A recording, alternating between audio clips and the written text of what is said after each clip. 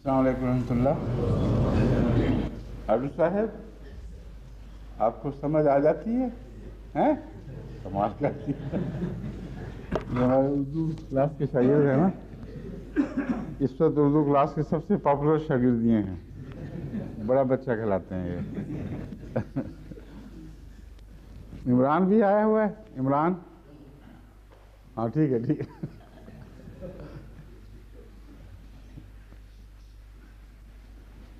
अच्छा हुआ, पूछने का फायदा हो गया, आगे आ गए।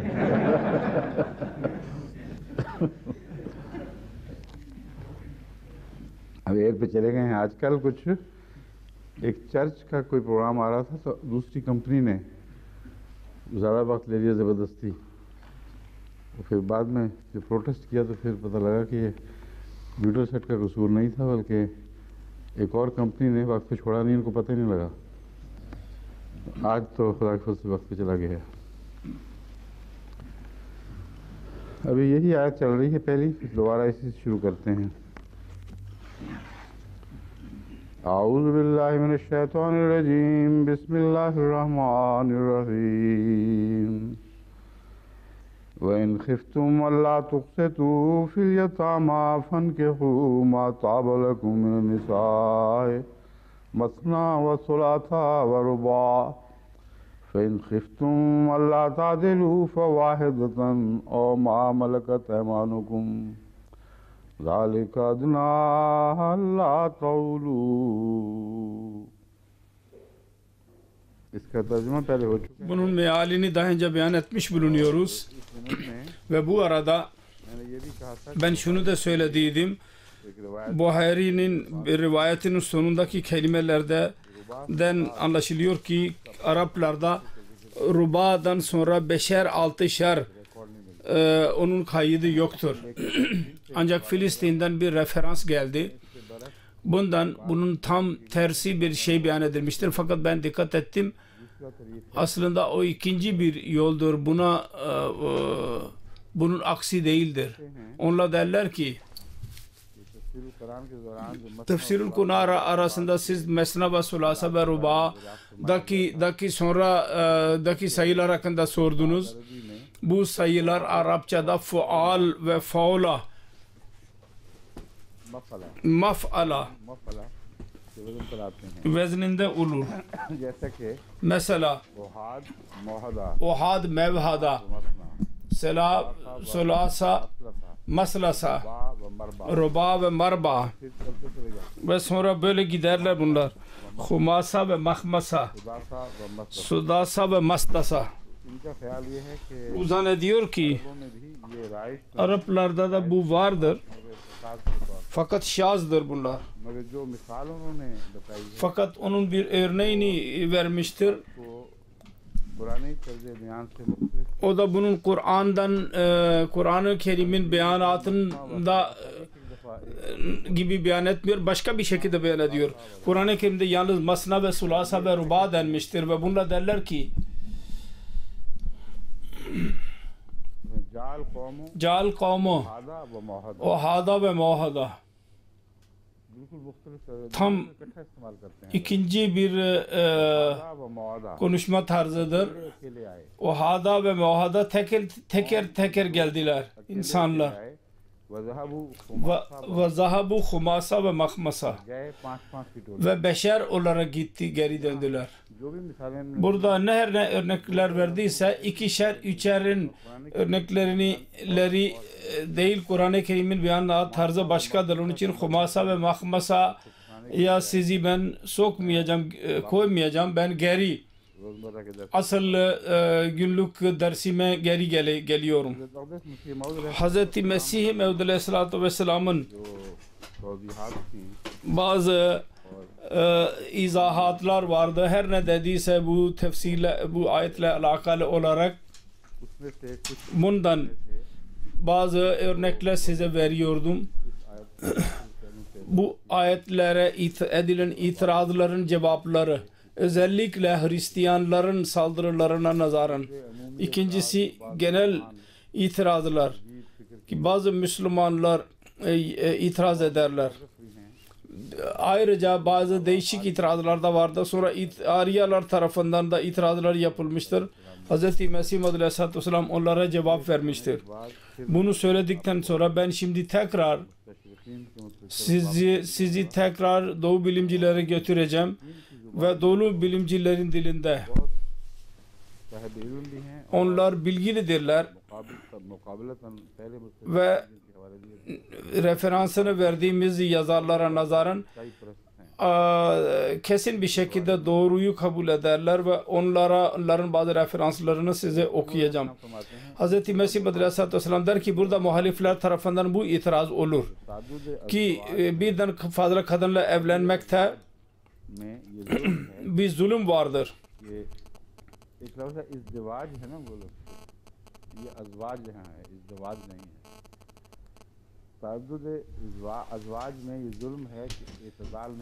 Ki burada orta bir yol olmaz.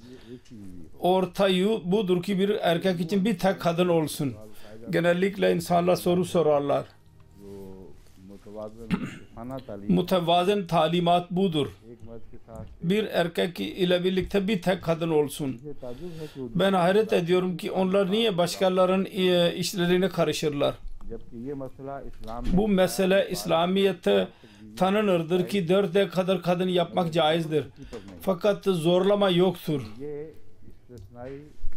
Bu istisnai izin talimatıdır. Emir değil ki herkes böyle yapsın. Ve her erkek ve kadın bunu iyi bilir.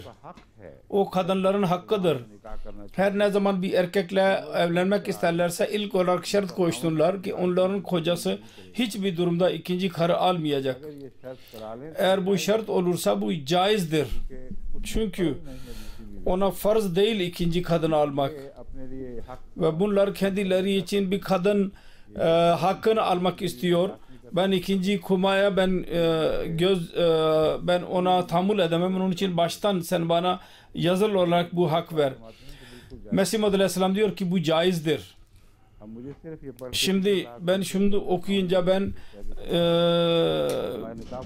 bizim nikahta bir izafe etmemize gerek olmasın sonunda diye korktum. O da şart-ı sondur, şart-ı evvel olacak. Birinci şart. Diyor ki her erkek ve kadın ikinci ve eğer nikahtan önce öyle bir şart yazılırsa böyle bir kadının kocası eğer ikinci karı yaparsa verdiği söze karşı davranmakla suçlanacak. İslamiyet'in talimatına aykırı davranmayacak fakat verdiği söze karşı mutlaka davranmış olacak.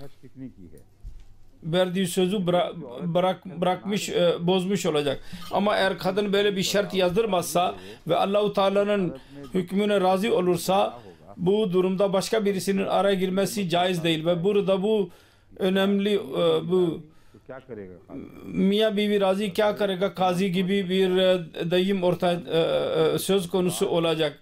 Yani karı koca razı ise başkası niye karışsın onların işine? Allah tarafından caizdir, farz değildir. Eğer bir erkek kendi ihtiyacı bakımından bundan istifade etmek isterse Allah-u Teala'nın cari yasasına göre ilk karısı ona razı değil ise onun için bir yol vardır ki o boşansın ve bu üzüntüden çıksın. Onda da zorlama yoktur. Küçük küçük şeylerde günlük olarak boşanmalar olur. Bu o kadar önemli bir iştir ki bunun üzerinde eğer boşanırsa onun hakkı vardır ve bu üzüntüden kurtulabilir. Eğer ikinci kadın nikahlanmak isteyen o nikah razı olmasa yok desin ben evlenmeyeceğim. Zorlama yoktur. Eğer her iki kadın ona razı olursa o durumda bir ariyanın araya girmesine ve itiraz etmesine ne hakkı vardır? O ariya ile mi nikahlanacak yoksa kadınlarla mı? Allah-u Teala birden fazla kadınla evlenmeyi caiz bıraktıysa insanların ihtiyacına göre bir erkek kocasının ikinci evliliğine razı olursa ve ikinci kadın da ona razı olursa o zaman hiçbir insanın hakkı değil ki onların kararlarını bozsun. Ondan sonra der ki böyle demek ki ikinci होता है, ये भी सरासर जाहिलाना और मुतवस्सिबाना ख्याल है। हमने तो अपनी आंखों के तजर्बे से देखा है कि जिन लोगों को Biz kendi tecrübemizle gördük. Şehvete bağlı olanlar teheddüde birden fazla kadınla evlenmeye bağlı olurlarsa o zaman zinalardan ve her çeşit pisliklerden korunmuş olurlar. Ve bu yol onları takva sahibi yapar. Yoksa nefsani şehvetlerinin seli onları fahişelere götürür. Ve oradan zuhrefi hastalıklar alırlar ve değişik hastalıklara katlanırlar.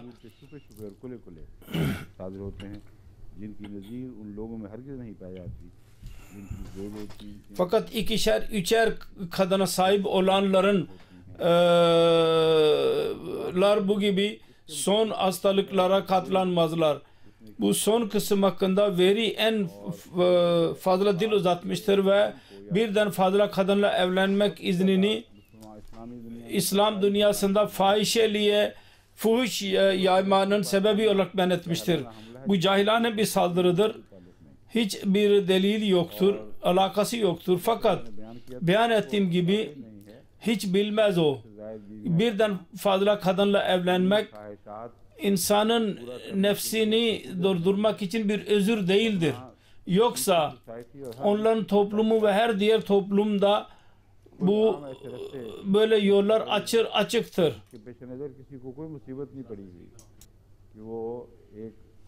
Ki o bir yerine 2-3 defa evlensin.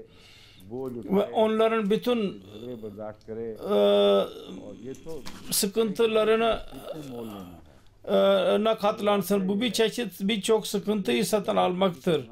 Gerçek şudur ki birden fazla evlilik yapmak çok sevilen bir maşgale değil.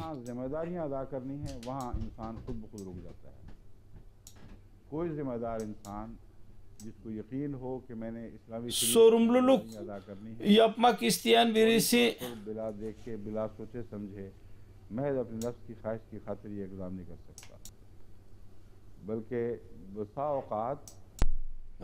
जिन्होंने देखी हैं एक से ज्यादा मिसाली भी हों तब भी रुक जाते हैं çünkü मिसाली शादियों के बावजूद örnek evliliklere rağmen kendi zatında bu çok bir sorumluluk işidir. Hz. Müslim Mevud radıyallahu anh bir seferinde 4 kadınla evlendi ve birisi vefat ettiği zaman ikinci evlilik yaptı.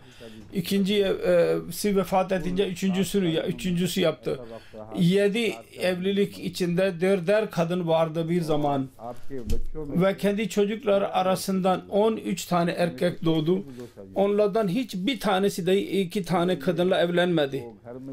Eğer evde bunu görüyorlar idiyse ki bu güzel safahat vardır, yaşlılık vardır, onlardan birisi en azından biz 2 ile evlenelim derdi. Fakat buna rağmen çok iyi bir ortam vardı ve birden fazla kadınla evlenmek, eğer örnek evlilik denebilirse bunlar örnek evlilik idiler. Çocuklarda asla bir ikilik yoktur, üveylik, birbirini severlerdi. Öyle ki birçok defa bir annenin çocukları ikinci annenin çocuklarına mukabil daha fazlaydı ona bağlı. Mesela benim yaşıtım idi Mirza Enver Ahmet. Biz dost idik çocukluğundan beri. Ve onun diğer kardeşleri vardı. Ona mukabil daima benimle alakası daha güzel oldu. Diğer çocuklar vardı. Hem büyük hem küçük. Hiçbir yerde annenin kumalı çocukların sevgisini azaltamadı. Onun için bir örnek bir ortam idi. Fakat buna rağmen bu fıtrat kararıydı. Onlar çocuklar da gördüler. Hz. Müslim Mevud radıyallahu anh için bu sorumlulukları yerine getirmek zor idi. Kolay değildi. Birden fazla kadınla evlenmek. Hz. Mesih Maud aleyhissalatu vesselam diyor bunun nefsani alakayla zerre kadar alakası yoktur. nefsani hisleri ile düşkün olan niye iki tane kadın evlenseler? Bir Government College'in bir müdürü vardı. Hiç evlenmedi, bir İngiliz. Ve birisi bana anlattı. Kendisi ona sormuş olan birisi bana anlattı. Siz bu kadar zamandan beri çok uygun, bilgili bir zatsınız.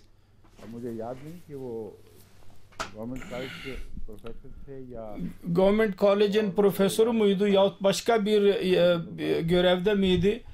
Hatırlamıyorum. Fakat ben söyledim, birisi bunu tartışma konusu yapmasın. Bir İngiliz idi, büyük bir memur. İngiltere'de hayatı boyunca hizmet etti. Onun Ahmedi bir dostu ona sordu ve kendisi bana anlattı. Ben ona dedim ki siz niye evlenmiyorsunuz? O dedi ki ters bir şey söylüyorsun. Çocuk soru şu olmalı, niye evleniyorsun? Dedi ki her gün taze süt bulan evde niye inek beslesin? Şimdi toplumları yaşla izin veriyorsa açık bir şekilde orada birden fazla evlilik mümkün değil. Güzel o görünmez. Sebep ne? Yasal olarak başka bir kadın dahi sorumlulukların içerine alınsın ve terstir. Hayasızlık orada olur. Birden fazla evlilik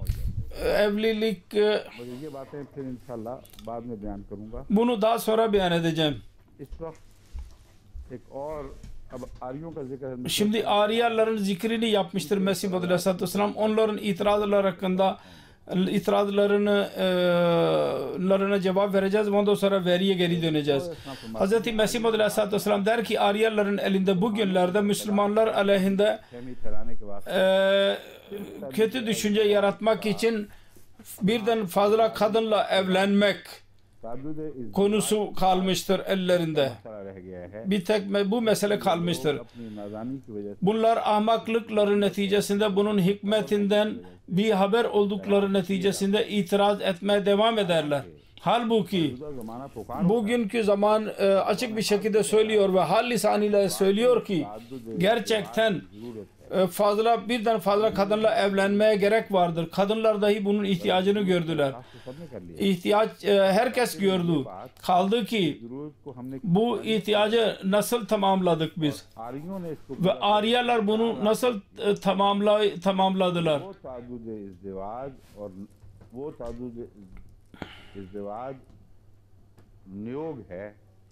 Onlar buna niyog dediler. Şimdi bakın ki hangi yol güzeldir. Bir tarafta birden fazla kadınla evlilik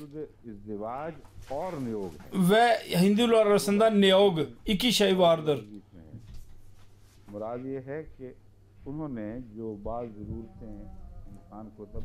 İnsanların tabi bazı gereksinmeleri onların bir çaresini ileri sürdüler. Onlar mühür bastılar ki İslamiyet eğer birden fazla kadınla evlenmeye izin verdiyse mutlaka ihtiyaç vardır kesin ve onun bir halli mutlaka olmalı. Hal nedir?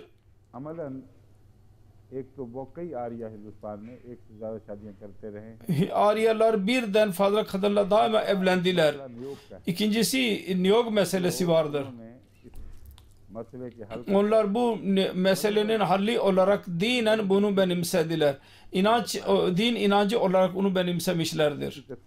Bunun detayları Mesih Muhammed Aleyhisselatü Vesselam der ki başka bir referans ile arada yazıyı bırakarak okuyacağım yoksa çok uzun olacak bu referans. Ben bu gün lazım olan yazıyı okuyacağım. Ariyalar birden fazla kadınla evlenmeye nefret ederler. Fakat şüphesiz onlar bunun ihtiyacını kabul ederler. İnsanların çoğu birden fazla kadına ile evlenmeye mecbur olur. O da şudur ki aşraful mahlukat olan insan için gereklidir. बाकी ki kendi neslini baki tutmak için güzel bir yola başvursun world रहने से ve çocuksuz doğum kalmaktan kendisini kurtarsın. फिर कुछ छोड़कर Daha sonra biraz bakıp bırakarak या कसरत नस्ल bu öyle çocuklarının neslini güzel ayakta tutmanın ileri sürdüğü, Kur'an-ı Kerim'in ileri sürdüğü का है bir yoldur. Yani birden fazla kadınla evlenmek. Ve bunun aleyhinde Ved hangi yol ileri sürmüştür? शायद जरूरी समझ O da pek gerekli görüyor onu. O da niyogdur. Yani eğer birinin घर में पहली evinde ilk karısından çocuk doğmasa बाल हासिल करने के çocuk sahibi olmak için iki yol vardır.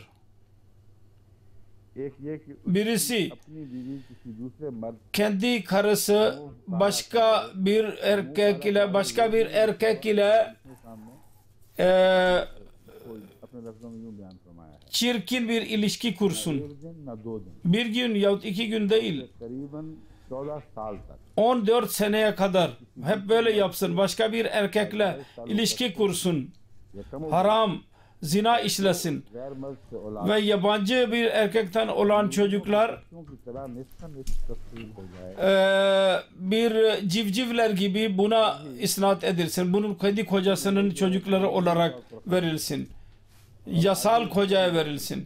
जो गैर कानूनी तौर पर खामन है और इंसाफ देखें कैसा उम्दा है Ve bakın ne kadar insaftır. 14 sene sonra kadar ne kadar varsa yarı yarı yapılsın.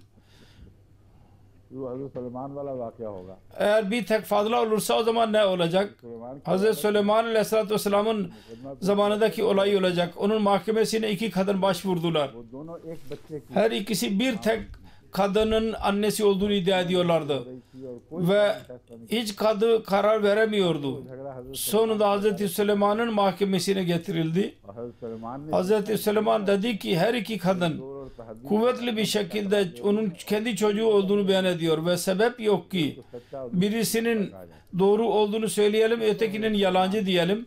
Hazreti Süleyman Aleyhisselam adalet yaptı ve dedi ki bir tek yol vardır. Çocuğu ikiye bölelim.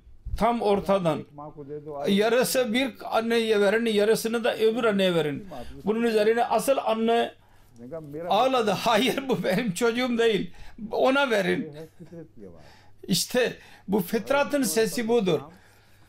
Hz. Mesih Muhammed Aleyhisselatü Vesselam onun fıtratın sesini sesleniyor. कि सख्ती पेश नजर नहीं Sert konuşmuyor.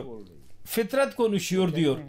Diyor ki आज़ादी तस्लीम कर दो çocukları yarı yarı bölelim. करता हूँ Fakat ben arz ediyorum ki eğer bir çocuk fazla olursa किसको मिलेगा o zaman kime verilecek? गालिबन जिसका बाप होगा जो असली बाप होगा Asıl उसको दे दो बदबख्त को baba olan diyecek ki hayasızlık kabul edene verenim benim ihtiyacım yoktur diyecek.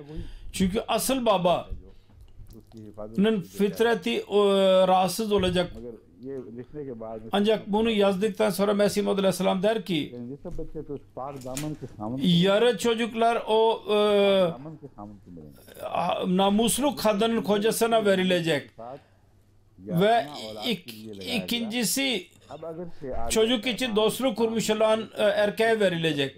Şimdi eğer bunlardan nefret etmiyorlar fakat ben biliyorum हमारे सामने Mesih Muhammed Aleyhisselatü Vesselam nasıl insaflı davranmıştır. Bütün ayranları savunmuştur. तो मजहब आर्य İnançlar Arya'dırlar fakat fitraten iyi insanlardır. ये तासुर Onun için hiç kimse zannetmesin ki Hindistan'ın bütün Aryalar aynı hayasızlık yaparlar. Diyor ki कि मैं जानता हूँ ben biliyorum ki şimdiye kadar milyonlarca Hindu aynı Arya dinde öyle olacak ki Ved'in bu talimatını onların kalbi asla kabul etmeyecek. हरगिज मजबूर नहीं करता होगा और मुसलमानों की तरह Ve Müslümanlar gibi शादी करते होंगे ihtiyaç anında ikinci evlilik yapar olacaklar.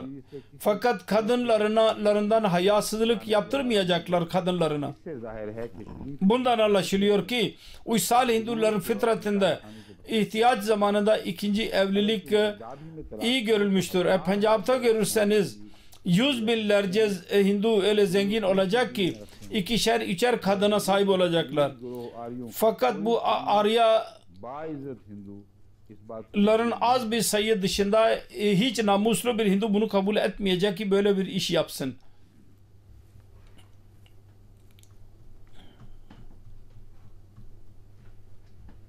फिर दोबारा ईसाइयों का जिक्र करते हुए एक और Sonra Hristiyanların zikrini yaparken diyor ki Hristiyanlar Allah'ı ilah tanırlar, İsa'yı Allah yapmalarına rağmen nasıl davrandılar kendisine. Diğer şeyler dışında yeni bir şey öğrendim ben. और वो ये है O da şudur ki कि तारीख से मालूम हुआ है tarihten anlaşılıyor ki मरियम की शादी Hazreti Meryem'in evlendiği Yusuf'un bir karısı daha önceden vardı. अब ये मुझे Şimdi एक दफा ये बात ben de ilk defa bunu öğrendikten sonra öğrendim. Siz de, मालूम ना हो sizin çoğunuz dahi eskiden bilmiyorlardı. Şaz onu biliyorlardı. पहले से शादीशुदा था Hazreti Yusuf önceden evliydi. और वो ये है कि तारीख से मालूम हुआ है कि जिस यूसुफ के साथ हजरत मरियम की शादी हुई उसकी एक बीवी पहले भी Hazreti Meryem'in evlendiği Yusuf'un bir karısı zaten vardı. यहूदियों ने Şimdi düşünmemiz lazım. Yahudiler yaramazlık ve aşırı düşmanlık neticesinde Hazreti Mesih'in doğumunu haram dediler. Ve zulüm üzerine zulüm yaptılar. देखा Ki और नजर दी हुई लड़की को bir nazar kılınmış olan निकाह किया kızını kendi şeriatine aykırı olarak nikah yaptılar ve hamile iken nikah yaptılar. की तारीख की रूह से Onların tarihine göre Hazreti Meryem मशरकी जगह से वापस लौट doğu bir yerden geri döndüğü zaman ki orada hamilelik esnasında oraya gittiydi ve orada çocuk doğurdu. जब ये पता चला कि हमल ठहरा हुआ है Hamile olduğunu öğrenince ने हजरत यूसुफ से Hazreti Yusuf'la गुलामी का दाग धोने की खातिर kendi yüzünün adının çıkmasın diye kendisiyle evlendi. Bunu Hz. Mesih Aleyhisselatü Vesselam ileri sürüyor. Hamilelik içinde ki hamile olduğunu öğrenince लोगों के सामने insanların önünde küçük düşmemek için डालने की खातिर Yusuf ile evlendirildi. दो जुर्म किए Ve iki suç yaptı. एक तो ये कि हामला Birisi şu ki hamilenin evliliği başka birisiyle yaptırıldı. वो İkincisi दूर था कि जो gelenek vardı. उस वक्त के टेंपल यहूदी temple O zaman Yahudinin kiliseye vakf olan birisi vakf olursa evlenemeyecek. दूर था या नहीं Bu gelenek var mıydı yok muydu? Bu tartışma konusudur. Bence ये पहला वाकया है कि ilk olaydır ki bir kız यहूदी टेंपल में वक्त Yahudi kiliseye vakfedilmiştir. बात थी Ve bu da hayrete şayan bir şeydi. Daha önce böyle bir gelenek yoktu. Onun için daha sonra Hazreti Meryem कि इस कुर्बानी Aleyhisselatü Vesselam'ın bu fedakarlığı neticesinde Hristiyanlarda bu revaçta oldu. Yoksa Yahudi rahibeler yoktu. Fakat bir defa vakf olduktan sonra पर ये पाबंदी artık onlar üzerinde इस शर्त के साथ şartla vardı. Bu şartla ileri sürerlerdi ki ben evlenmeyeceğim. मर्द से किसी मर्द से मेरा ताल्लुक है Yahut hiçbir erkekle alaka kurmayacağım. क्या हो गया तो Çocuk doğduktan sonra कि जवाब पैदा हुआ artık ikinci cevaz söz konusu olabilirdi, daha önce değil.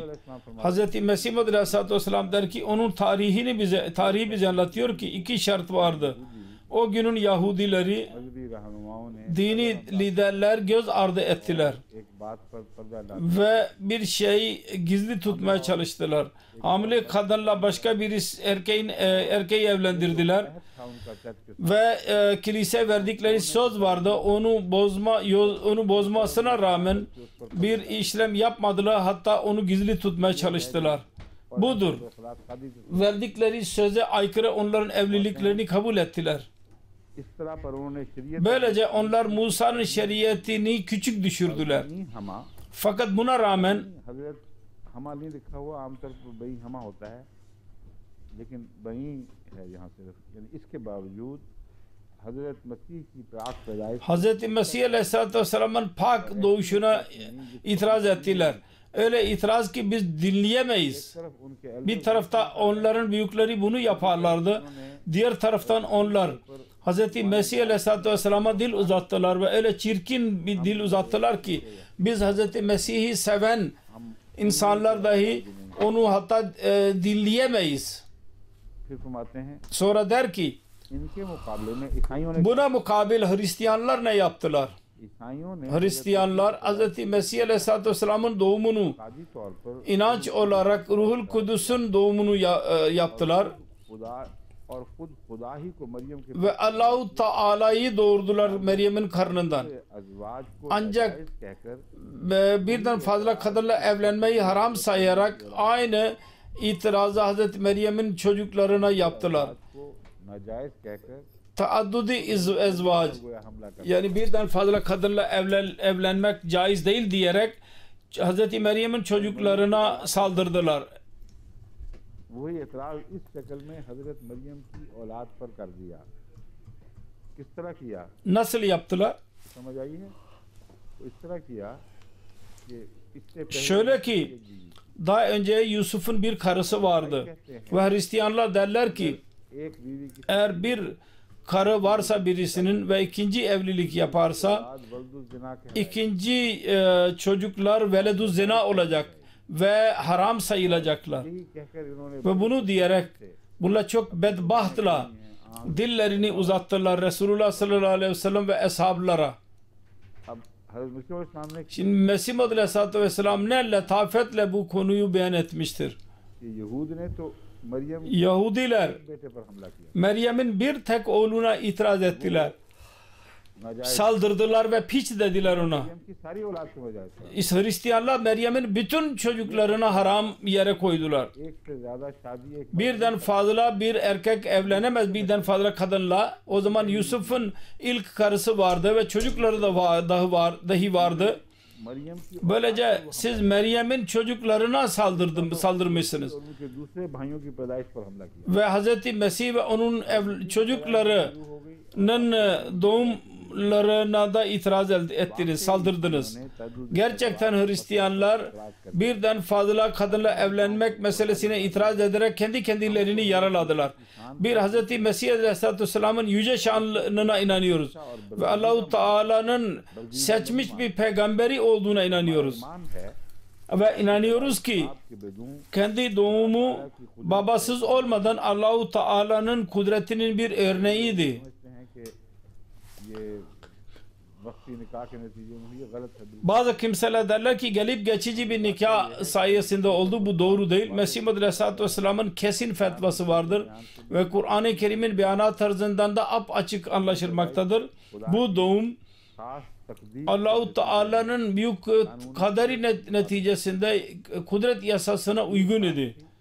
Uygun bir kader idi. ये सारी Var olan kudret yasasıydı. इस्तेमाल हुआ है। İstisnai bir şekilde kullanılmıştı. Fakat bunu burada tartışamayız. इस्लाम फरमाते हैं Hz. Mesih Aleyhisselam der ki Allah-u Teala'nın kudretinin bir örneğiydi. और हजरत मरियम Siddique Ve Hz. Meryem Sıddike idi. Quran करीम का एहसान है Bu Kur'an-ı Kerim'in bir minnetidir. Hz. Meryem'e ve Hz. Mesih Aleyhisselam'a Eid करता है। ki onun pak olduğunu ileri sürer. Ve minnettir şu zamandaki mevcud imamın अक्सर नौ ki tekrar bunu tecdid etmiştir. Bu pak eylemeyi. जुबान ज़रात Hz. Mesih Aleyhisselatü Vesselam'a dil uzatanlar ki Eliyazu Billah Hz. Mesih'e dil uzattılar Eliyazu Billah. Onlar minneti unutan insanlardır. Bu zamanda दौर में जब yeni devirde मानों की तरफ से भी Müslümanlar tarafından dahi birçok teviller ileri sürüldü ve şüphe edildi. Hz. Mesih'in doğuşu गैर मामूली कुदरत olağanüstü bir kudret की नुमाई नहीं हुई है। neticesinde değildi. आम इंसानी पैदाइश थी। Genel insani bir doğum idi. को ढांपने के लिए वो Ve उधर तलाश करें। bunun için ne özür uydururlarsa asıl budur ki suçlamayı kabul ederler. अलैहिस्सलाम ने इस दौर Hz. Mesih Aleyhisselatü Vesselam bu devirde cesaretli bir şekilde bir ilan yapmıştır ve Ahmediye cemaatin vasıtasıyla bütün dünyaya yayılmaktadır ve ki Mesih pak idi ve Meryem pak bir kadındı. आजकल Onun için bugünlerde Hz. Mesih Aleyhisselatü Vesselam aleyhinde bu ülkede dahi propaganda yapanlar नाजायज बात कर caiz olmayan bir şey söylüyorlar. Onların hiçbir hakkı yoktur. बात मुझे इसलिए पेश आई Şu bakımdan ben izah etmeye başladım ki biz yeni merkez almak üzereydik. O merkez aleyhinde mollalar जथाबंदी करके birleşerek कि सब लोगों o bölgenin bütün insanlarını bizden nefret ettirmek için bize karşı bir yola başvurdular ve onlarda en olan buydu ki onlar kışkırttılar ve National Front ile birlikte oldular ki daima bunların aleyhindedirler ve her ikisi birleşerek orada her evde propaganda yaptılar ki Ahmediye cemaati yer vermek istediğiniz bu cemaatin kurucusu Mesih aleyhinde çok zalimane dil kullanmıştır. Siz nasıl buna tahammül edersiniz? Ve birçok referansı bozarak ileri sürdüler. Bunun neticesinde kilisede bir toplantı yapıldı. Orada papazlar yoktu. Bu gibi insanlar oradaydı. Mollalar orada belli bir şekilde ön safhadaydılar. Ve derlerdi ki İsa'nın düşmanlarıdırlar bunlar. Bunlara yer vermeyin kendi ülkenizde. Bunlar öyle insanlardır ki Ahmediye cemaati hakkında yüksek bir sesle konuşarak kendi dillerini bozarlar ki bu İngilizlerin attığı bir fidandır. Şimdi İngilizlere gelip diyorlar ki sizin en büyük düşman bunlardır. Bakınız nasıl münafıklıktır, ne kadar yalandır. Ancak o referanslar şöyledir. Hz. Mesih Aleyhisselatü Vesselam daha önce zikri geçmiştir. Hristiyanları suçlamıştır. Siz kendinizde en az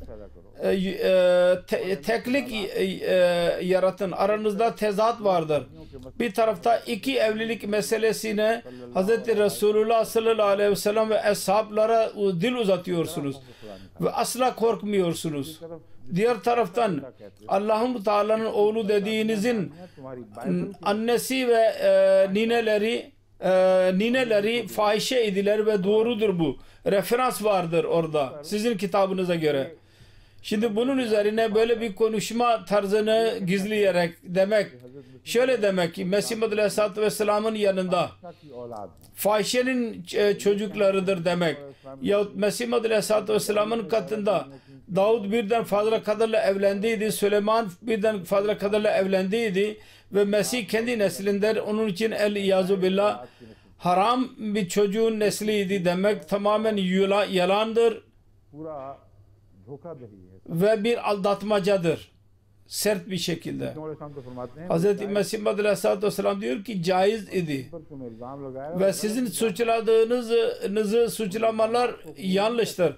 Suçlamaları kabul etmiyor. Hz. Davud Aleyhisselatü Vesselam'ı dahi beri olduğunu beyan eder. Süleyman Aleyhisselatü Vesselam'ı dahi pak eyler.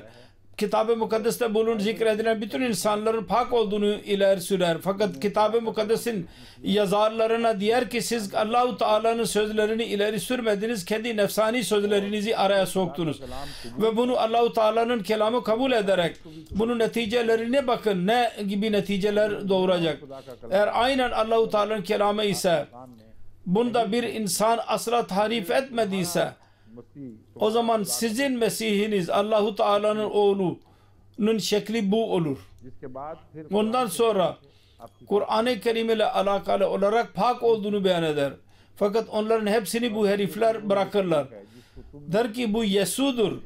Jesus ki siz ve sizin kitabınız onu ileri sürer. Fakat Allah-u Teala'nın pak kulu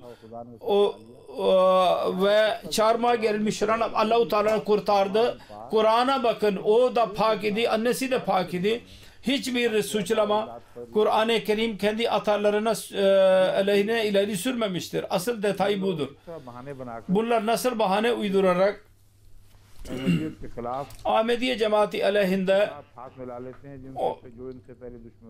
kendi düşmanlarıyla da birleşirler. Dost olurlar. Ve bütün Batı dünya bunu iyi bilmeli. Bu cevabi saldırı Hz. Mesih Aleyhisselatü Vesselam'ın zatına değildir asla. Eğer varsa farazi Yesu'yadır. Ki Kur'an-ı Kerim'de hiçbir zikri yoktur. Vücudunun hiçbir detayları yoktur. Hayali bir şeydi. El-İyazu billah.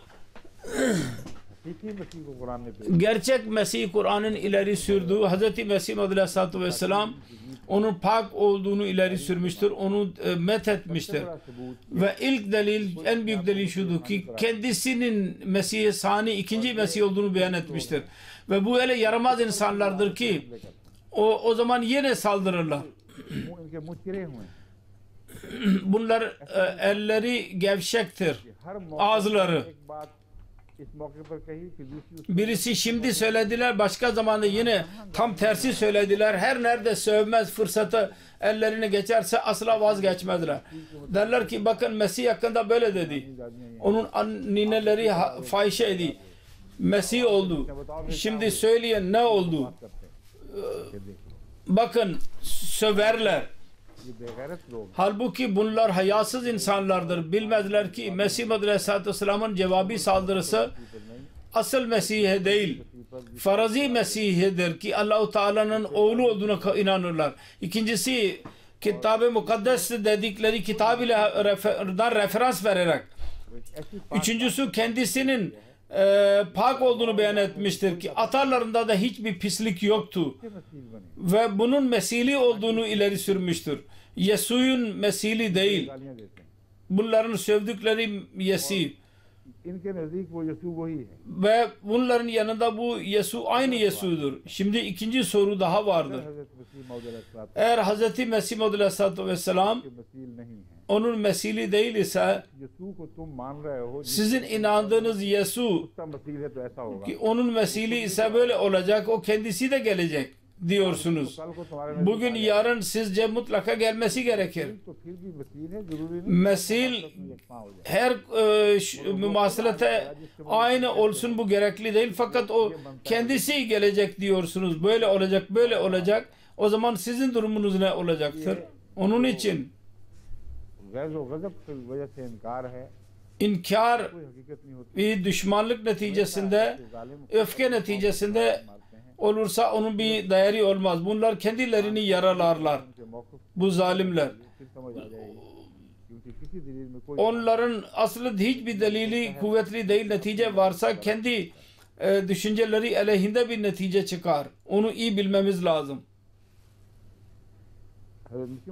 Hz. Mesih Aleyhisselatü Vesselam birden fazla kadınla evlenmenin hikmetini beyan eder ve der ki imkan daima olur कोई औरत ki bir kadın पहले evlenmeden önce या शर्त लगाकर yahut şart koyarak bu sıkıntıdan kurtulabilir. Eğer onu ana tahammül edemiyorsa, bir yerde Mesih Aleyhisselatü Vesselam açık olarak yazıyor ki bu fıtrat sesidir.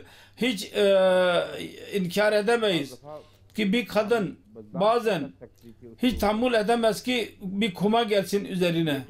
Ancak Quran करीम ने Kur'an-ı Kerim böyle bu konuyu ileri sürmüştür ki gerçek ihtiyaçlar giderilsin कुदरती तकाजे भी अपनी ve fıtratın şartları dahi yerinde kalsın ve arada bir yol bulunsun ki kadınlar Allah-u Teala'nın rızası uğruna gerçek ihtiyacı görerek kendileri bunun için razı olsunlar.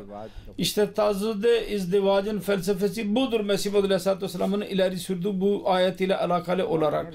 Der ki ये बातें ना करना और yalnız böyle dememek ve Allah-u Teala'nın verdiği इस्तेमाल ना कर hakları kullanmamak, किसी और औरत पर başka bir बनकर आ जाना kadına kuma olarak gelmek. Bu da bir kadının görevidir. Kadın bunu yapar. कुर्बानियां करना Sonra dil uzatmak. इस बात नहीं Bu caiz değil. औरतों में ये भी एक Kadınlarda bu da kötü bir adettir. किसी औरत का खबर Bir kadının kocası kendi maslahatı için ikinci defa evlenmek isterse वो औरत और उसके o kadın ve onun akrabaları çok öfkelenirler ve söverler ve gürültü ederler.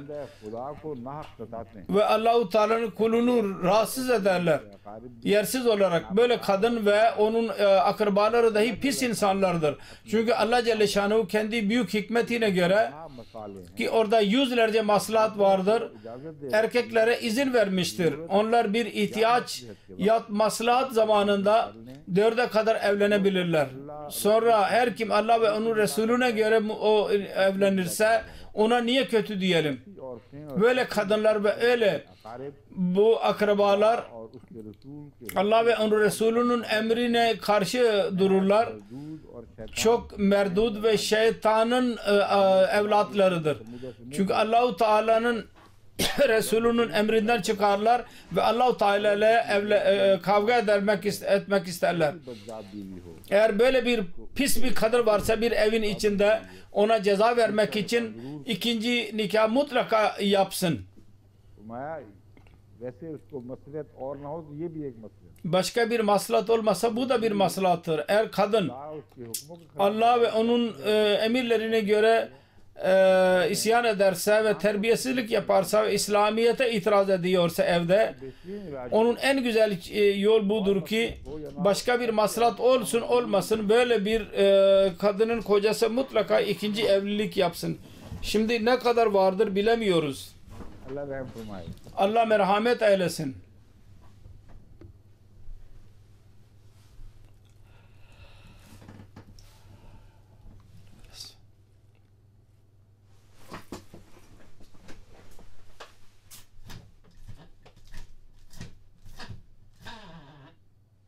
जहाँ तक लौंडियों का जिक्र है Cariyelere gelince ये भी bir de bu ayet-i kerimenin son kısmıdır ki buna itiraz edildi. इससे पहले Bundan önce birçok defa burada soru cevap toplantılarında bunu açmış bulunuyorum.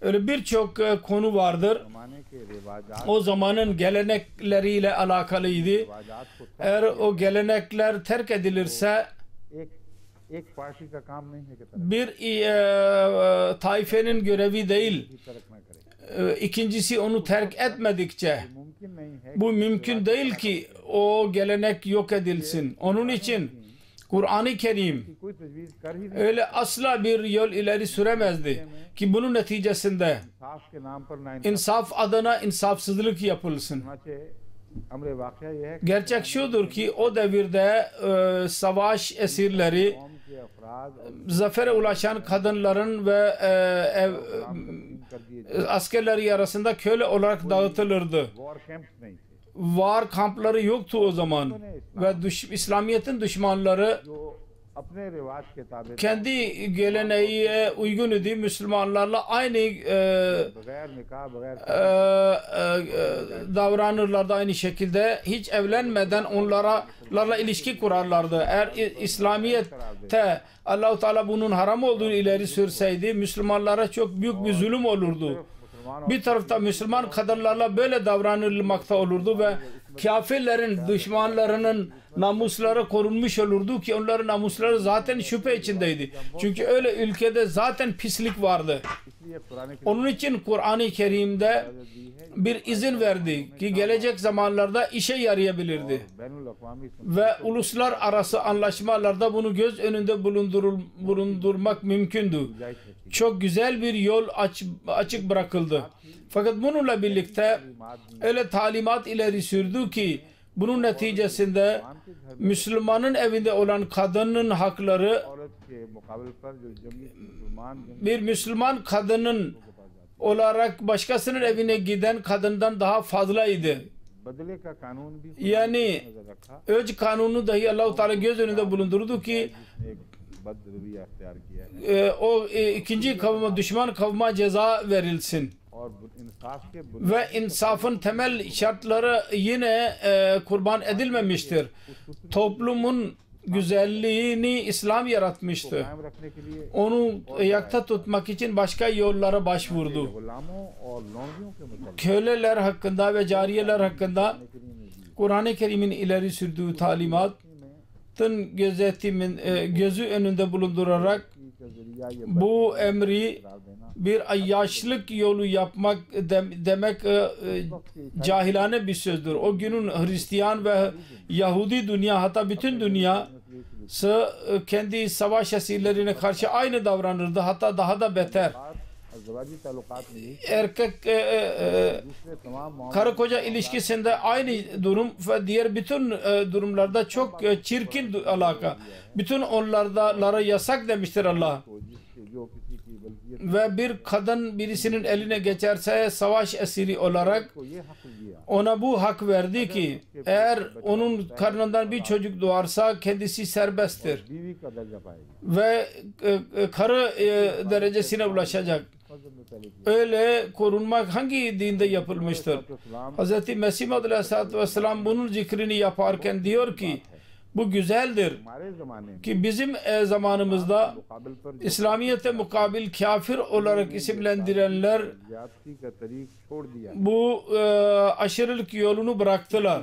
Onun için şimdi Müslümanlar için dahi artık caiz değil ki onların savaşlarını köle ve cariye yapsınlar.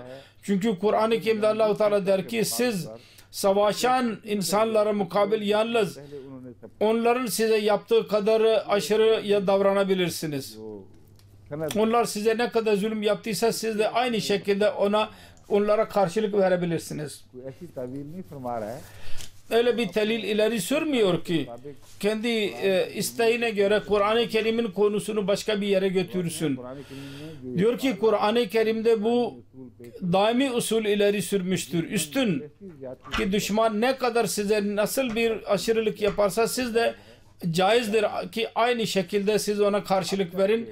दुनिया Aşırı gitmeyin. Şimdi dünyanın durumu değişmiştir şimdi कौम भी ve hiçbir kavim hiçbir savaş esirine yahut cariye kadınlarına करने की इजाजत नहीं देती जो पुराने जमानों में eski zamanda yapılan muamele yapmasına izin vermez. हाथ बांध रहा है Kur'an-ı Kerim Müslümanların ellerini bağlamaktadır ve Müslüman için şimdi eski düşünceye göre savaş neticesinde cariye yapmak ve onlarla ताल्लुकात को कायम ilişki kurmak haramdır, caiz değil. मौजूदा दौर में Onun için bu devirde artık bu sona erdi. इसलिए देर में खत्म Ve geç şu bakımdan bitti ki yabancılar ıslah zor geç yaptılar. Çünkü burada iki parti vardır. Uluslararasında iki पार्टियां taife vardı. Ve onlar aynı noktaya birleşmedikçe tek taraflı kararlar yürürlüğe konamaz. Bütün bu konunun haysiyeti budur.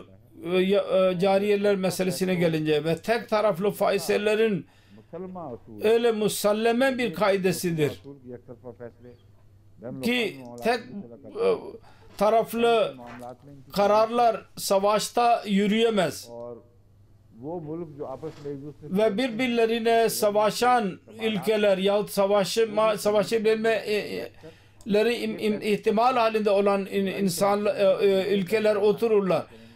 Kendi aralarında anlaşırlar fakat böyle zalimane davranmayacağız, böyle davranmayacağız diye karar verirler. Bu zaman gelmedikçe सारी दुनिया bütün इंसानियत के dünya insanlık adına daha güzel bir yere varmadıkça, insan değerlerini koruyamadıkça İslamiyet'in bu emirleri mecburi emirleriydi. Fakat öyle mecburi ki आइंदा फिर पेश आए eğer tekrar olursa gelecekte yine izin verilecek. इसलिए कोई ये नहीं कह Onun için birisi diyemez ki तालीम bu talimat आर्जी है और gelip geçicidir से पीछे रह ve zamandan geri kalarak bitmiştir. तालीम मशरूत हो Maşrut olan talimat gelip geçici olarak isimlendirilmez. Gayrimeşrut talimat gelip geçici olur ama maşrut asla gelip geçici olmaz. Eğer bu olursa bu olacak. Eğer bu olmazsa bu olmayacak.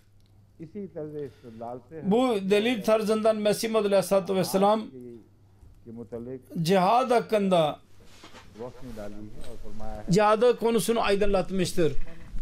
तलवारें इस्तेमाल नहीं करने Dedi ki düşman İslamiyet aleyhinde silah kullanmadıkça में भी मुकाबल पर sizin de ona mukabil silah kullanmanıza izin verilemez. मान का जहाद करता O dilin cihadını yapar, kalem cihadını yapar. है जहाद भी जवाब Sizin cihadınızda cevaben dil ve kalem ile lisan ile olacak ve kalem ile olacak. सोच पर मबनी हो Düşmanın düşüncesine bağlı olursa ki o hangi yola başvurur, वो मामला o muamele denemez ki şimdi düşmanın düşüncesi değişmiştir. Onun için artık ebediyen yok oldu. Maşruttur bu. हजरत मसीह मौद अलैहिस्सलाम Hz. Mesih Aleyhisselatü Vesselam cihad ile alakalı olarak demiştir ki cihad ne manada mensuh edilmiştir. करते हैं आज Beyan ettiğim gibi Kur'an-ı Kerim'in şartlarını şimdi görmemiz mümkün değil. Ancak ebediyen bunlar ortadan kalkmış sayılamaz. करते हैं जो Quran Çünkü Kur'an-ı Kerim'in ileri sürdüğü şartlar bir yerde या आइंदा किसी zaman yahut gelecek bir zamanda eğer tamamlanırsa aynı savaş cihadı tekrar söz konusu olacak. Onun için bu itiraz dahi yanlıştır ki bu talimat geç kaldığı zamanda. Diyor ki काफी लोग जंग के şimdi kafirler savaş anında Müslümanlara karşı o kadar aşırı davranamazlar ki onların erkeklerini ve karılarını köle ve cariye yapsınlar. वो शाही कैदी समझे जाते Onlar artık esir sayılırlar. Onun için Müslümanların böyle yapmaları caiz değil, haramdır. हैं अगर वो ऐसा करेंगे Eğer düşmanla böyle yaparlarsa, उनको दावत देंगे कि Müslümanla böyle yaparlarsa davet edecekler ki siz de Müslüman kadınlarla hayasızlık yapın. Onun için maslahatın ve Kur'an-ı Kerim'in talimatına göre dahi bu gereklidir. Bunu iyi bilmeyen insanlar derler ki her ne zaman bir savaş olursa ele geçen kadınlarla nasıl yaparsanız yapın. Ben vakfı cedidteydim. शादी नहीं होती थी Bir adamın birisi hiç evlenemiyordu. Ona birisi dedi ki जंग में 64'teki savaşta birçok Hindu kadın Racistan'dan कब्जे में आई हैं bizim elimize geçti. कई मौलवी पहुंच गए हैं Orada birçok molla gitti. Cabir insanlar. वो उनको बेच रहे हैं अब O şimdi onları satıyorlar yakalayarak. उनके लिए ये मसला नहीं Onlar için bu caiz midir değil midir meselesi yoktu. Caiz idi ama para yoktu. Parasını verebilecek mi veremeyecek mi? Onun için आज भी बातिल है hala bugün dahi caiz değil ki cariye daha kolaydır. Londra'nın para verme gerekiyordu. Şimdi de vermek gerekiyor. Bana geldi ki biraz yardım edin bana. नेक काम में Hayırlı bir işte. जायका है आप मदद Ne करते हैं siz yardım ediyorsunuz, bana da yardım edin. तो उसका फिर काफी देर मजाक रहा कई लोग Uzun zaman onunla alay ettiler. Bazı insanlar onunla alay ederlerdi. Evet bu caizdir derlerdi. तो उनको मैंने समझाया Ben ona dedim ki Allah'tan kork dedim. वो मसला नहीं है Asla bu öyle bir mesele değil. Bu durumda bu izin yoktur. काफी दिल शिकस्ता हुए थे मगर मैं मजबूर Zavallının kalbi kırıldı ama ben mecbur idim. अब मैं बाज मुनसिफ Şimdi ben और नहायत आला insaflı ve yüce ahlaka sahip olan अंग्रेज मुसन्निफ İngiliz yazarlarının zikrini yapacağım. Very Çünkü Veri Amerikalıdır. Onun sözünü ve diğerlerin sözlerini Watt बाज onların saldırıları bazı İngiliz Ahmedileri belki onların zoruna gitmiş olacak. Her seferinde bunlara itiraz ediliyor, saldırılıyor तो है ve biliyorlar मजबूरी है ki mecburidir. मगर बाहर एक Ancak yine de बात होती है kavmi bir sevgi olur. Onun şartları vardır. बाज दफा ऐसे लोगों के लिए Bazen bu gibi insanlar için insanlar belaya बात नहीं हमेशा से सीखा katılırlar. Hep böyle olur. Hazreti İkreme Ebu Cehil'in oğluydu radıyallahu anh ve sonradan अमरुद सल्लल्लाहु अलैहि वसल्लम Hazreti Resulullah sallallahu aleyhi ve sellem'in çocuğu oldu Ebu Cehil'i bırakarak. Abu जहल İnsanlar kendisine Ebu Cehil'in oğlu dediği zaman çok sıkıntı çekerdi और ये हवाला देते थे ve bu referans verirdi. खिदमत में हाजिर हुए Resulullah'ın huzuruna gitti. Ya Resulullah, मेरे बाप की बदबख्ती benim babamın bedbahtlığıydı ama ben onun oğluyum, ben ne yapayım? Abu जहल का बेटा Bana Ebu Cehil'in oğlu diyorlar. हुक्म दिया कि कोई Emretti ki hiç kimse bundan sonra Ebu Cehil'in oğlu demeyecek ona. आला Şimdi bakın ne güzel talimattır. ऐसे नौजवान Öyle gençler, İngilizler yahut da yaşlılar bu dersi dinledikleri zaman yahut da eskiden bunu dinledikleri zaman kalbi mutlaka sıkıntıda kalmış olacak. Bizim kavmimizdir. Burada oturarak चीज हो रही है bunlar eleştirilmektedirler. Doğrudur ama biz bir taraftan Ahmediyiz, bir taraftan İngiliziz. Biz ne yapalım? उनको मैं समझाने की Ben onlara anlatmak için diyorum ki Pakistani हूँ एक ben bir taraftan Pakistan'ın bir tarafta Ahmediyim. Pakistan'ın durumu üzerinde benim yorumumdan ben sıkıntı çekmiyor muyum? Fakat Ahmedilik meselesi söz konusu olunca Pakistanlı Ahmedilere düşmanlık yapınca din adına Allah için yapılan bu düşmanlık aleyhinde benim görevimdir. Bunu zikretmek. Ve bir kavim olarak ben de itirazda kalıyorum. Bunu unutmam lazım. Bir Arap şair demiştir ki benim kavmim मेरे भाई पे benim öz kardeşime ok atmıştır, yani onu öldürmüştür. Eğer ben şimdi aynı kavme ok açarsam, ok atarsam kendime atmış olacağım. Fakat bu din bakımından mecburidirler. Mezhebin konusu faiktir çünkü Allahu Teala ile alakalıdır. आरजी दुनिया के रिश्ते हैं Diğer ilişkiler hep gelip geçicidir. के ताबे आते हैं Anneye bağlı olarak olurlar bunlar. जो खालिक है Fakat mihriban Allah yaratandır. Onun alakası en üstündür.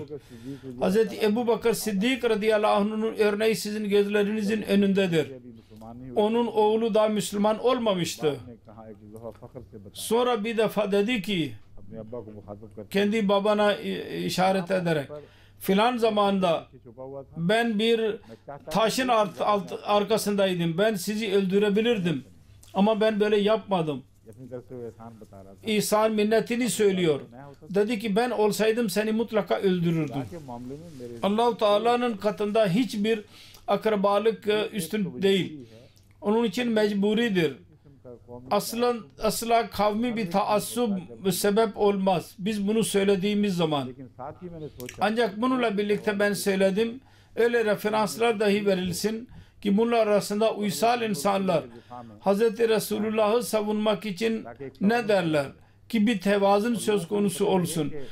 Ve insanlar bilsinler ki bazı iyi insanlar her kavimde vardır. Cesaretli bir şekilde kavminin genel sesin aleyhinde tek ses olarak ses yükseltirler.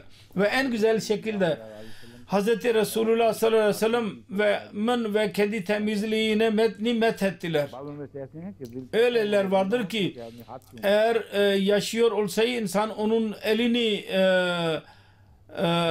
तो मोहम्मद भाई öpsün. ये तो गालिबन जिंदा होंगे God Godfrey belki yaşıyordur. उनसे मुलाकात Öğrenin. Onunla mülakat yapalım बात कहते ki ben kendim olarak onun önünde hislerimi beyan edebileyim. हैं Der ki पोलीगमी के ऊपर लिखते हुए poligami, birden fazla kadınla evlenmek.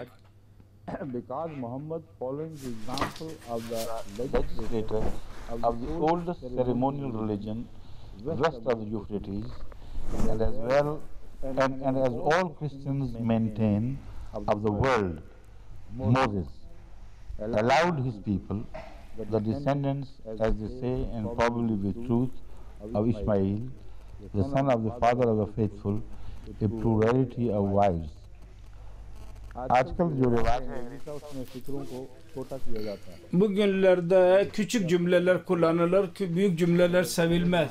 Fakat eski zamanlarda और बाज़ दफ़ा इस ज़माने में ve bazen bu zamanda da dahi bazı bilgili insanlar भी दम नहीं तोड़ते कि मजमून कहीं uzun cümleler söylerler ki konu bozulmasın. Uzun bir cümledir. बयान ना हो जाए Söz sona erdirilmeden o cümleyi bitirmezler. Bu yol Hz. Mesih Maud Aleyhisselatü Vesselam'ın zamanında vardır. Fakat Urdu dilinde cümleler çok uzun olurlar ve insanın zoruna gitmez. Arapçadaki bu bilgilerin cümleleri çok uzundur, karışıktır. Onların Urdu tercümesi zordur. पढ़कर जो अंग्रेजी Ben biliyorum ki bunu bilerek İngilizce bilen Ahmediler tam olarak anlayamazlar bunu anlatmadıkça. Doktor Bey sen anladın mı? है ना कोई जितनी तरह आई है वो सुना दें Ne kadar anladıysan sen onu söyle. The plurality of wives he has been constantly abused by Christians who use their words from pandering to the base passions of his followers. But why the allowance of plurality of wives should be visited with such very harsh censure, I do not know. ये पूरा Burada bir cümle bitmiştir. वो लोग जो बाज़ अंग्रेज भी Yani bazı İngilizler de itiraz ederler ki Mesih Maud Aleyhisselatü Vesselam'ın tercümesi uzun olursa ben anlayamıyorum diyorlar. जमाने में तो O devirde revaç vardı, gelenek vardı genel. के फिक्रे भी हुआ Bir sayfalık cümleler dahi olurdu ve Urduca'da onlar tuhaf görülmez. और दरअसल Çünkü ağır तस्दीक करना ve kelimesi cümleler arasında ayrım yapmaya başlar ve insan nefes alabilir orada. Ancak İngilizce'de dahi çok uzun cümleler vardı bir zamanlar. किताबें हैं Bunların romanları ve sayrı orada büyük cümleler vardır. Hala bu devam etmektedir. İkincisi şu ki tercüme edenlerin zararı, kusurudur. Mesih Muhammed Aleyhisselatü Vesselam'ın cümleleri karışık olmaz. Biz onları okuduğumuz zaman konulardan dolayı insan anlayamaz. Ancak dil bakımından zorlanmaz. अब सुने इसका Şimdi dinleyin bunun tercümesi. कहते हैं Diyor ki क्योंकि हजरत मोहम्मद रसूलुल्लाह Hz. Muhammed Resulullah sallallahu aleyhi ve sellem के कानून साज इंसान की पैरवी की bir yasa कानून को बहाल रखा Allah-u Teala'nın yasasına ben anlayamadım bu cümleyi. बताता हूं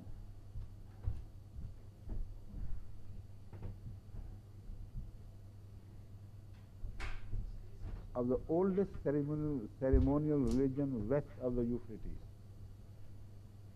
फुरात के मगरिब में Fırat nehrinin batısında en fazla, en yüce gelenek dinin kurucusu yani Hz. Musa और दुनिया भर में ya tabi olduğu Hz. Resulullah diyor को ये मकाम हासिल ve dünyada Moses'in bir durumu vardır.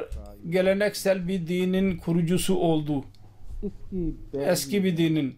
Ona tabi olarak, पे इख्तिलाफ ना करते हुए onunla ihtilaf etmeyerek अपने मानने वालों को o kendisine inananları कहा जाता है ki onlar hakkında denir ki Ismail की औलाद Hz. İsmail'in evlatları arasından idiler और ये बात वो कहता है ve bu diyor ki with truth doğru dahi olabilir. Doğru diyorlar. अरब हैं वो इस्माइली की औलाद में से थे तो इस्माइलियों को यानी इस्माइली को मुराद नहीं बनु इसहाक के मुकाबले पर Benu İshak'e mukabil Benu İsmail'e öyle talimat verdi ki के बेटे मूसा İshak'ın oğlu Musa को दी Benu İshak'a verdiydi. तो कहता है मुझे समझ नहीं आती Ben anlayamıyorum.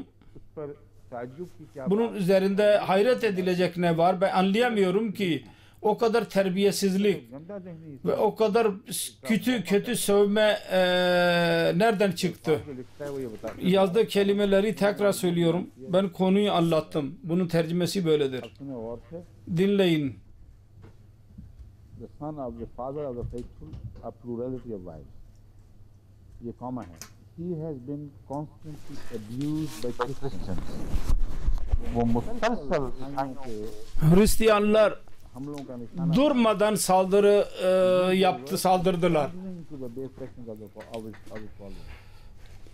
उनके अल्फाज में Onların kelimeleriyle मानने वालों kendisine inananların की लाली का cinsi isteklerini वो होता है ortaya koyan birisidir. या को दूसरे Tellallık से मिलाता है एक जिनसी दीवाने का ताल्लुक एक और जिनसी मरीज से जोड़ता है cinsi bir divaneyi başka bir cinsi divaneye bağlayan हज़रत सल्लल्लाहु bu Hz. Resulullah sallallahu aleyhi ve sellem hakkında bu habisler bu gibi kelimeler kullandılar. कहता है मुझे समझ Der ki ben anlayamıyorum ki nasıl bu cevaz nereden aldılar, nereden bu hak kazandılar. ऐसा शख्स इनके मजहब Bunların kendi dinlerinin iki kolunu bağlıyor ve bunlar kendileri inanıyorlar. Aynı talimatı बनु इसहाक Benu İsmail ve Benu İshak'a veriyorlar. Benu İsmail'in kardeşine. Onu sövüyorlar. कहता है Abuk sabuk konuşuyorlar. questions as follows but why the allowance of a plurality of wives should be visited with such very harsh censures I do not know surely the example of Solomon and David the man after God's own heart अब हज़रत मसीह और इस्लाम की तहरीर देखें Şimdi Mesih Muhammed Aleyhisselatü Vesselam'ın yazısına bakın. Ben size okuduydum. बयान पढ़ के Ona onu destekleyen bu yazı okuyunca ben çok memnun oldum. यकीनन Şüphesiz Hazreti Süleyman Aleyhisselatü Vesselam'ın örneği ve David Aleyhisselatü Vesselam'ın örneği man after God's own the man after God's own heart and खुदा के Allah-u Teala'nın tam kalbine, sevgisine uygun olan bir insan. जो खुदा का Yani Allah-u Teala'nın sevdiği bir insan पति है found to olan Davud. जिसको खुदा ने Allah-u Teala onu किया था कि वो ortaya çıkardıydı ki onun yasasına bağlıdır. plead for a little mercy might plead for a little mercy, particularly as Jesus nowhere. Okunacak bir şeydir. Might plead for a little mercy. Bu beyanat tarzıdır. Eliyazu billah Resulullah bunlardan merhamet istiyor. Hayır, bu beyanat tarzıdır. Demek ki biraz korkmanız lazım. Eğer birisi merhamet edilme hakkı varsa bu zat merhamet edilme hakkı vardır. Eğer insafın bütün şartlarını yok ediyorsanız o zaman düşünün en azından. Böyle bir insan zulüme mustak olabilir mi? Rahim istemekten murat bu değil ki gerçekten rahim dilensin, merhamet dilensin. Bu zat zulüm edilme asla layık değil. Bunu dedikten sonra diyor ki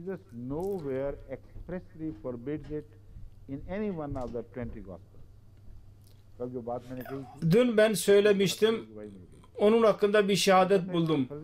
Ben dediydim bunlar kendileri uydurdular ki İsa Aleyhisselatü Vesselam birden fazla kadınla evlenmek talimatını ileri sürdü.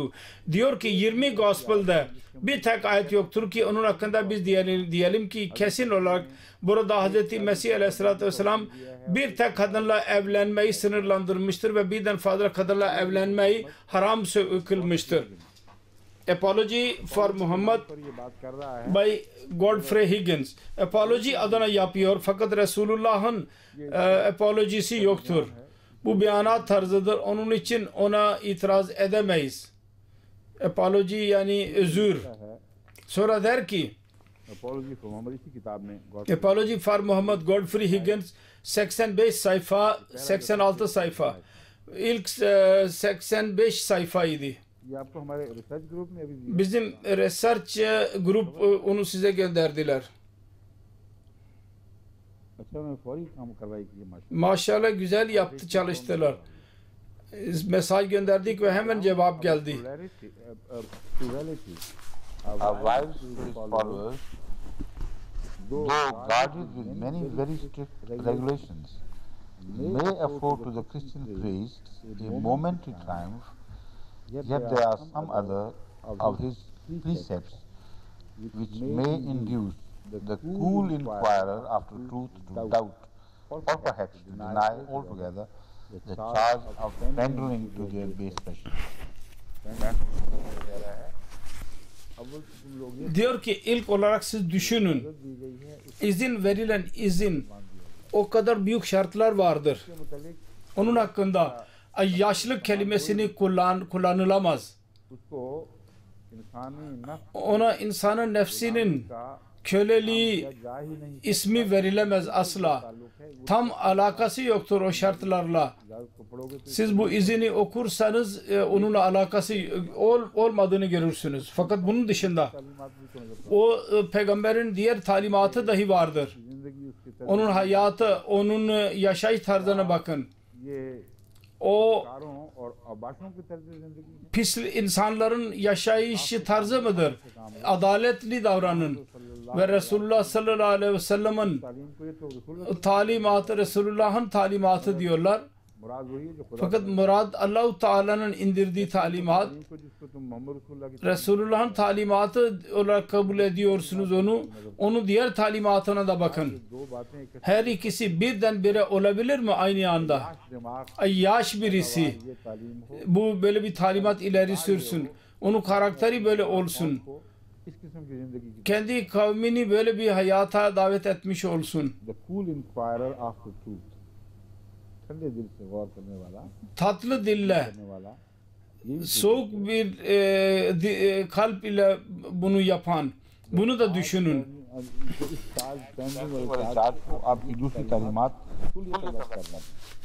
Siz onun ikinci talimatı bunu reddediyor. Fast of Ramazan içinden geçtiğimiz yani Ramazan'ın oruçları bir delil olarak ileri sürüyor. Must often fall in the hottest phase of an Asiatic summer. Bu yaş kavmin talimatı mıdır?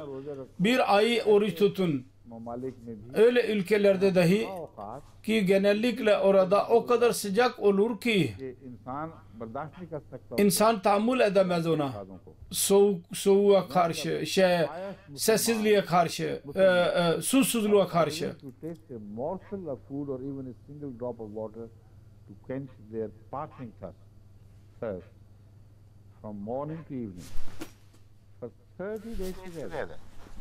It is surely something not very like pandering to the passion or appetite.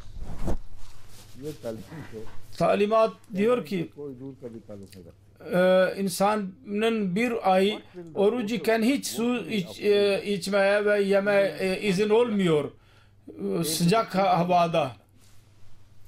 Sonra diyor ki तकरीबन करने वाले और bunu konuşanlar, bunun aleyhinde konuşanlar, suçlama yapanlar Mekke'nin hacına ne diyecekler? Bu da bir yaşlık yolu mudur? surely will not Muhammed surely will not be pandering to pleasure in ordering, if indeed he did order, which I doubt, this terrible journey. इतनी खौफनाक journey o kadar korkunç bir yolculuktur. खासतौर पर गर्मियों के ज़माने में Hac için yolculuğa gitmek özellikle yazın हुक्म दिया है Resulullah bu talimat ileri sürdüyse ये अल्फाज बड़े दिलचस्प bu kelimeler çok güzeldir.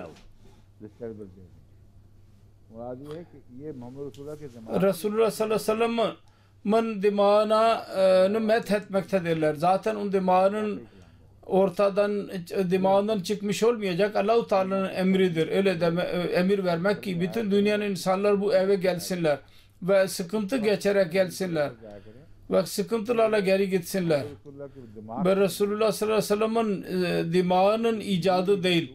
Bir mecburidir. Allah'tan indirilmiştir bu. अब Bosworth Smith Şimdi Bosworth Smith जो assistant master in the harrow school Harrow School'da assistant master'dır. College Oxford Trinity College Oxford'un fellowsu. Güzel methetmiştir. Hazreti Resulullah sallallahu aleyhi ve sellem hazretlerine. और बहुत अजीब शान दिफा किया Ve çok güzel bir şekilde savunmuştur. Onun için बड़ी मोहब्बत bunun dahi zikri sevgi ile ve ihsan ile yapmamız gerekir. पोलिगमी के ऊपर में Birden fazla kadın hakkında ben bir şey söyleyeceğim. Polygamy is an institution which springs from causes far too deep down among the roots of society for any reformer, however great, to abolish it by the word of his mouth or the stroke of his pen. कहता है ये जो Diyor ki मसला birden fazla kadınla evlenmek meselesi सारी दुनिया में bütün dünyada insanın toplumunda गहरा खराज öyle derinlemesine girmiştir ki ve onun o kadar tarihte de kökleri vardır. İnsanın toplumunda da öyle kadar derindir ki içlerine kadar girmiştir ki hiçbir insanın gücü yoktur. इसे कुल्लियतन Bunu birdenbire yok etsin tamamen. Bu az bir şey değil. कितना ही बड़ा रहता है Ne kadar büyük ıslah edici olursa olsun. word of his mouth Bir dil ile yahut bir kalem ile bir yazı birdenbire onu yok edebilsin. Muhammad found among the Arabs Muhammed sallallahu aleyhi ve sellem an historical groundwork of belief in the unity of the Godhead, and even an existing religious sentiment in his favor, and he İngilizce referansını okuyor Amirül Muminin. of itself. कहते जहाँ तक Diyor ki şirk aleyhinde Resulullah sallallahu aleyhi ve sellem'in cihadına gelince çok yüce bir cihad idi. कि अरब society Arap toplumu müşrikane bir toplum idi. ठिकाना Fakat o müşrikane toplumun arka planında dahi तालीम मौजूद tevhidin talimatı vardı. जमाने में भी Ve o zamanda dahi öyle insanlar vardı, ऐसे अंदरूनी मुहर्रिक öyle iç sebepler vardı तौहीद की तालीम ki bu tevhidin talimatına yardımcı olabilirlerdi. के बहुत बड़ा जहाद है Tabi büyük bir cihattır. Ancak साथ कुछ मददगार भी onunla birlikte bazı yardımcılar dahi mevcut idi. सल्लल्लाहु Hz. Resulullah sallallahu aleyhi ve sellem'in tevhidin cihadına yardımcı olurlardı. existing religious sentiment in his favor. and he was not backward to avail himself of itself. और इस मामले में वो पीछे नहीं रहा. Ve geride kalmadı o. इसके पसमंजर Bu tevhidin arka planından istifade etmek konusunda में जो सीनों में पाए जाते थे ve kalplerde bulunan hislerden bulunan ve ortaya çıkamayan düşüncelerden istifade etmek konusunda Resulullah az geri kalmadı. Ancak within polygamy, he would have found no such extraneous support. birden fazla kadınla evlenme konusuna gelince उसके लिए आपके पास कोई भी बैरूनी kendi elinde asla yardımcı yoktu, dış yardımcısı. अरब Bütün toplum, Arap'ın ve dünyanın polygamy की %100 birden bizle fazla kadınla evlenmeyi caiz görürdü. the half state of Arabia to have been even so much as a floating sentiment in favor of monogamy, and the women themselves were as contented with the part with that I'm sorry, as contented with this part of the condition as were their masters. कहते हैं कि अरब में Arabistan'da एक साया भी फिजा में तैरता हुआ आपको दिखाई नहीं देगा. bir zerre kadar göremezsiniz Polygamy के ki birden fazla kadınla evlenmeye karşı olan bir zerre kadar bir şey göremezsiniz. किसी जगह सारी Hiçbir yerde, bütün Arap toplumunda ये शुबा पड़ सकता हो कि ki insan şüphe edebilirsin ki biraz bazı kimseler birden fazla kadınla evlilik aleyhindedirler. Hatta kadınlarla dahi %100 aynı fikirdeydiler ve razı idiler ki kocaları başka fazla kadınla evlensin, onu kabul etmişlerdi. यहाँ polygamy होनी चाहिए. Evet, birden fazla kadınla evlilik olmalı ve erkeğin hakkıdır birden fazla kadınla evlenebilir. Kadınlar bunu kabul etmiş durumdaydılar. As a true Arab, Muhammad recognized polygamy as an existing institution, as a reforming legislator. He made many regulations for lessening its evil, but it is hardly more fair on these grounds to say that Mohammedanism is responsible for polygamy. Hazreti Resulullah sallallahu aleyhi ve sellem bu durumda ne mümkün ise birden fazla kadınla evlenmek meselesinin kötü işlerini yok etmeye çalıştı. Ve insafsızlık olacak, zulüm olacak böyle demek ki sanki İslamiyet bunu himaye etmiştir ve ona kuvvetlendirmiştir birden fazla kadınla evlenme meselesini. Demek kuvvetlendirmiş demek ve bu büyük bir zulüm olacak. Bu cümle daha bitmemiş. Ben nefes almak için durdum diyor. Then it is to say that Christianity is responsible for slavery. O kadar zalimanedir. Sanki mesela Hristiyanlık kölülüğünün talimatının sorumlusudur demek gibi bir zulüm olacaktır. Eğer bu caiz ise o zaman bunu da deyin. Eğer bu caiz değil ise o zaman bunu da demeyin. Fakat daha sonra anlaşılıyor ki bu söylemek yine caiz olabilir. Ki Hristiyanlık köleliğin talimatının sorumlusudur. Fakat bu asla caiz değil ki İslam yahut Hazreti Resulullah sallallahu aleyhi ve sellem birden fazla kadınla evlenmek meselesine yardım etmek için bir iş yapmış olsun. Her ne yaptıysa bunu azaltmak için yapmıştır. Buna yardım etmeye çalışmamıştır. Asla suçlanamaz. Ondan sonra diyor ki The New Testament contains, it is true, no direct condemnation of slavery. diyor ki Yeni Testamente, Yeni Ayette bir tek köleliği aleyhinde bir tek yazıyı göremezsiniz. Fakat buna mukabil var olan bir kurum olarak bunu kabul eder. Yeni ahit onu kabul eder. Ve Saint Paul en azından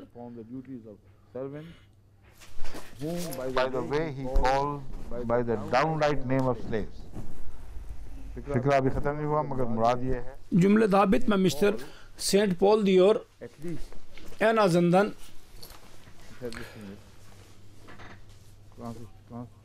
the New Testament contains, it is true, no direct condemnation of slavery. On the contrary, it recognizes it as an existing institution, and St. Paul is at least as precise upon the duties of servant. कहता है जो Saint Paul है उसने Saint Paul नौकरों की जिम्मेदारियों को hizmetçilerin, uşakların sorumluluklarını o kadar detaylı bir şekilde beyan etmiştir. गुलाम का O onlara köle ismini verir. हर नौकर को Her गुलाम समझते हुए hizmetçiyi insanın kölesi olarak bir köle gibi ileri sürer ve onun sorumluluklarını ileri sürer. a term hardly used in the Quran. Bu böyle bir terminoloji Kur'an'da asla kullanılmamıştır. मुश्किल ही से इस्तेमाल हुई होगी नहीं हुई हर खिदमतगार को कुरान करीम में Her hizmet edenini Allah-u Teala hiçbir yerde köle dememiştir ama Saint Paul böyle diyor. Onun için ben delil çıkardıydım ki aslında şunu demek istiyor ki Hristiyanlık suçlanabilir गुलाम ki köleliği तरबीज देने में revaç etmek için çalıştı fakat İslamiyet asla suçlanamaz ki birden fazla kadınla evlenme konusunu başlatmakla suçlanamaz yahut ona kuvvetlendirmekle İslamiyet bir çaba sarf etmiş diye asla suçlanamaz. their masters as he is upon the duties of masters to them. कहता है जैसा कि Saint Paul Saint Paul diyor उसकी duty बयान करने में master'nin efendinin अपनी वजाहत और सफाई görevlerini तमाम नौकरों की जिम्मेदारियों को बयान कर रहा है और उनको lerine mukabil kölelerinin hizmetlerini detaylı bir şekilde beyan eder ve onlara köle olarak der. Fakat hiçbir Hristiyan demeyecek ki onun dini slavery और is responsible for it. कहता है इसके बावजूद कोई ईसाई hiçbir Hristiyan ये तस्लीम नहीं करता kabul edemez ना ये अकीदा रखता है ve bu inanç taşımaz ki Saint Paul Hristiyanlığı ve köleliği जायज समझा और caiz görmüştür ve ona जायज समझने onu yürürlüğe koymuştur. Caiz demek konusuna gelince bu şüphelidir. Çünkü Saint Paul'un konuşmasında birçok yer vardır. Zannediyor ki slavery, köleliği उन हालात में जायज समझा o devirde caiz görülmüştü. ना उसको उससे Yoksa bunun aleyhinde करने की कोई कोशिश की जाती bir çaba sarf ederdi ama öyle bir çaba sarf edilmedi. Öyle asla bir referans yoktur. बल्कि पैराबल्स में Parables'da मिलता है bu vardır. जो खुदा के नौकर मसलन Allah-u Teala'nın Parable Vineyard किया गया है köleler nasıl ileri sürülmüştür bir bahçedeki लेकिन उसके bir misalda. Fakat bunun dışında da birçok referans vardır. Onlardan anlaşılıyor ki नाम kölelik कंडेम करके asla kötülenmemiştir ve dinsiz bir değer olarak reddedilmemiştir ve bu netice çıkarılıyor. Doğru bir neticedir bu. but we have to deal with facts as they are and it is a fact that slavery has coexisted with Christianity. कहता है हमें तो ये कुछ हिस्सा बीच का छोड़ दिया मैंने Aradaki bir kısmı bıraktım. Biz कुछ हिस्से gerçeklere tabi olmalıyız. पेश करना Uyduruk deliller ileri sürmek bizim görevimiz değil ve hadiseler bize bunu anlatıyor ki that slavery has coexisted with Christianity kölelik Hristiyanla birlikte yürümüştür. to justify itself by Christianity even till this 19th century. कहता है वाकयात बहरहाल यही हैं कि क्रिश्चियनिटी ने स्लेवरी के साथ हाथ से हाथ मिलाकर उम्र गुजारी है Kölelik Hristiyan birlikte yaşadılar ve kölelik lehinde के हवाले onu haklı çıkarmanın sözleri hala vardır 19. yüzyıla kadar. Şimdi söylen buna rağmen siz sevmiyorsunuz. ve biz bunu caiz değildir diyeceksiniz ki Hristiyanlık köleliği ortaya çıkardı yahut onu kuvvetlendirdi. Köleliğe yardım etti. Fakat burada şimdi zamanımız dolmuştur. Enteresandır bu referanslar inşallah. Geri kalanı yarın inşallah. Buraya kadar biz geldik diyor. Bunu ayır diyor.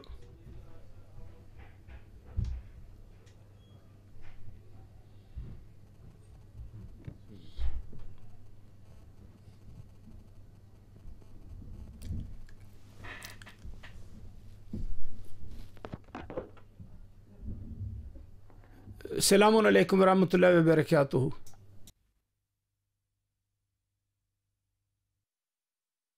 Ramadan Mubarak, Ramadan Kareem, Ramadan Mubarak, Ramadan Kareem, Ramadan Mubarak, Ramadan Kareem, Ramadan Mubarak, Ramadan Kareem.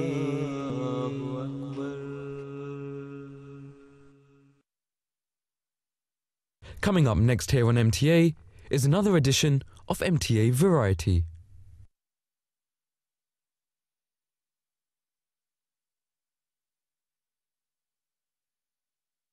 Allahumma salli